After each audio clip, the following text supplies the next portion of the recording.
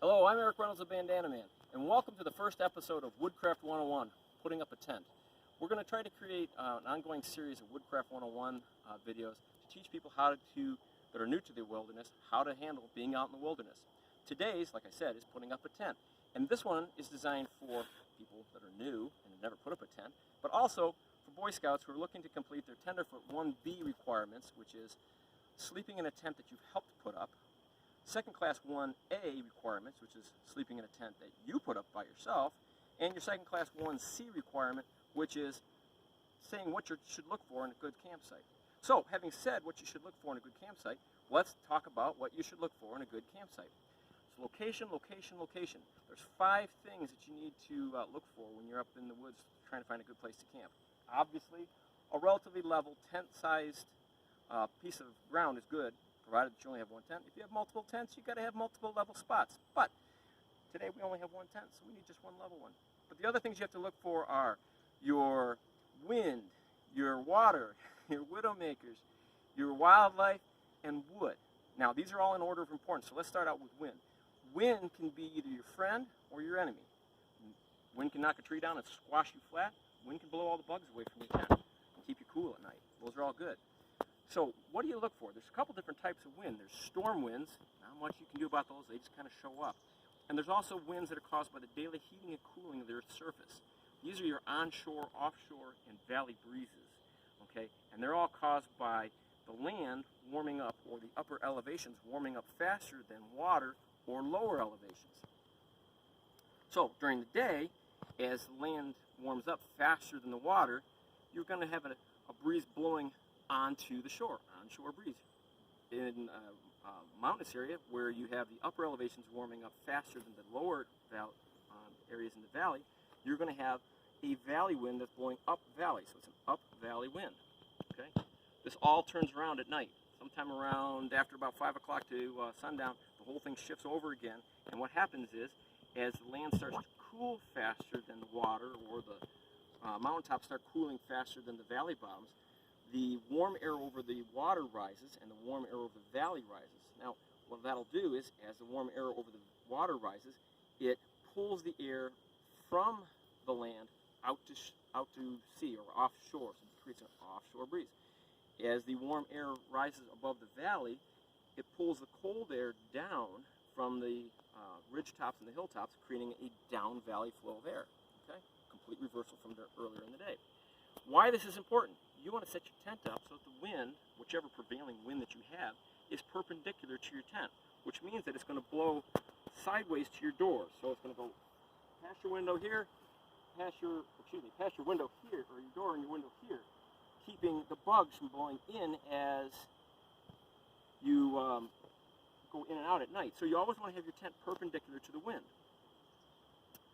Okay, the other things you have to worry about, and this leads right into widowmakers, is wind blowing down trees or snags or things.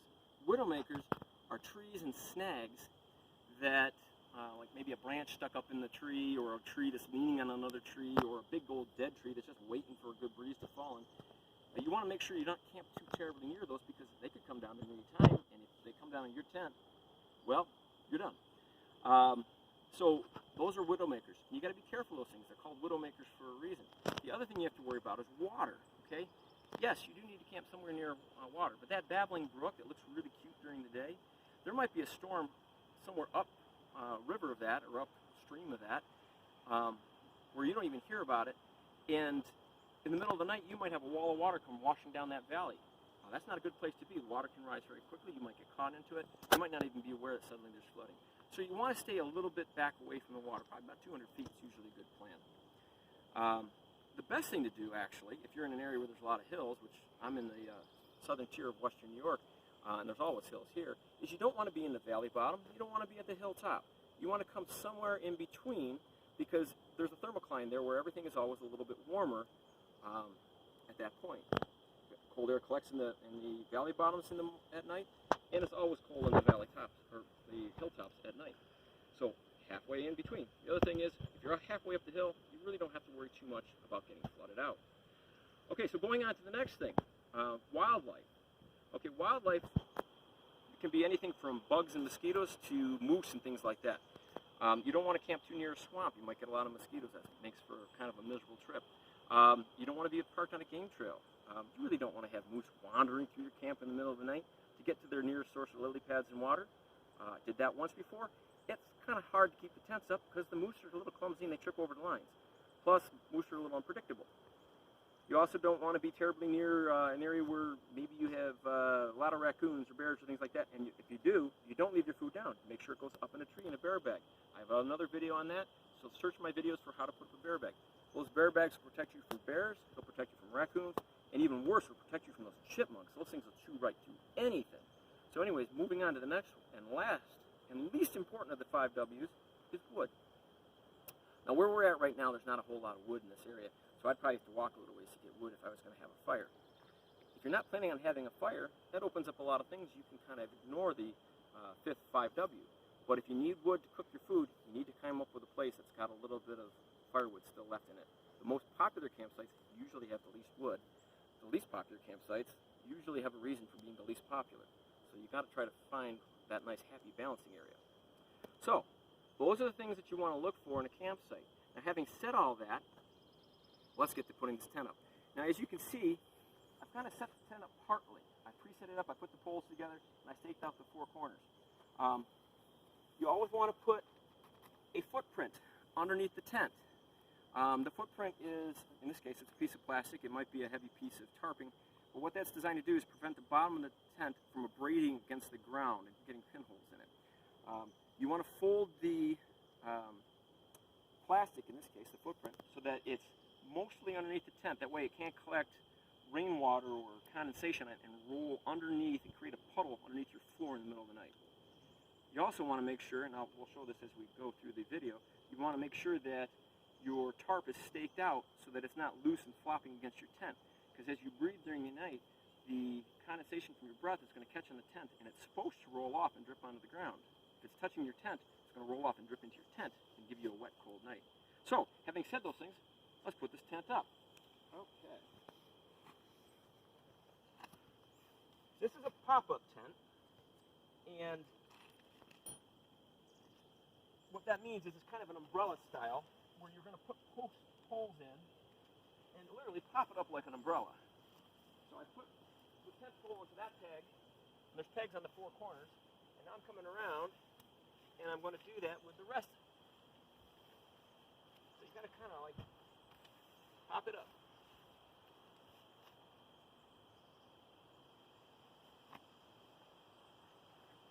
The nice thing about the pop-up tents is they go up relatively quick and easy. The old style ones were a little bit harder to put up. These pop-up ones are quite nice. Oh, looks like I lost a stake. That's because the ground here is a little on the rocky side.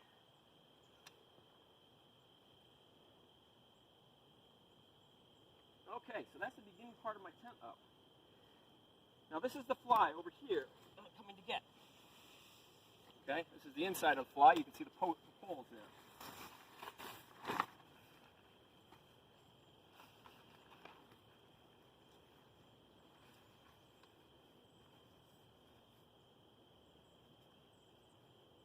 There's clips on the 4 poles, which you have to clip down. It's easier to do it before you get the fly all the way set up, so I'm going to go around and put them on now that I got the fly kind of balancing.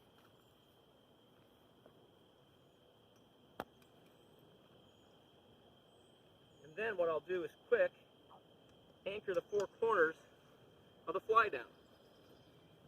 This particular model fly has 2 clips, one for each corner of the tent, and then right here it's got a place to stake out the sides. So first let's start this one. And then I'm going to round to the far corner, just like I did with the pole. This way it keeps them taut.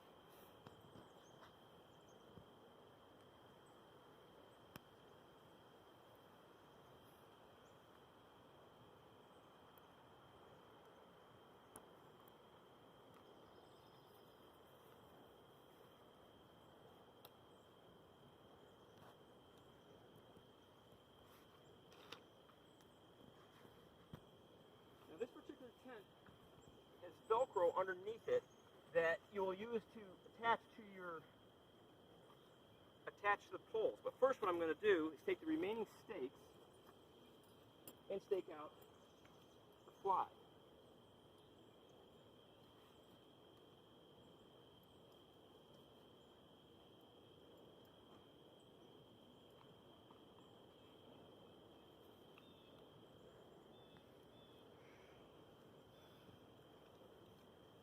One extra.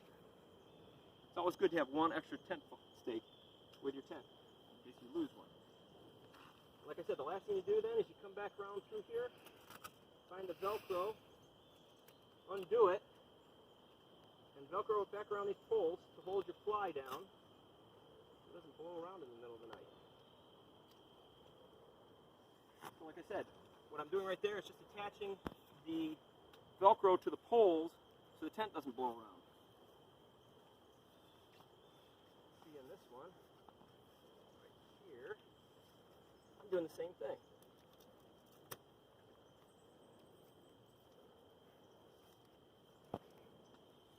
And voila, we have one tent nicely set up.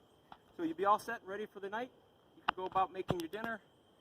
If you were doing this and you had a partner with you, he'd probably be putting the bear bag up or the fly, and you'd be putting up the tent. Now it's time to go get wood or set the fire up for dinner and get your dinner cooking, and you'd be all set. So I want to thank my ever-loving camera crew for helping me out today. Also, if you've enjoyed this video, please come back and watch my other videos and subscribe. The subscribe button should be, I believe, on this side of the screen while you're looking at it. Also, please check out my blog, The Woodman's Journal Online. There's a lot of great articles on there. In fact, there's going to be Woodcraft 101, putting up a tent, on there, which will talk more about, and in greater detail, about all the things I just talked about here. So check that out, because there's going to be some good information on it. If you like them, tell your friends. Keep coming back and read. I put new stuff up all the time. So, again, thank you to my camera crew, and until next time, happy trails.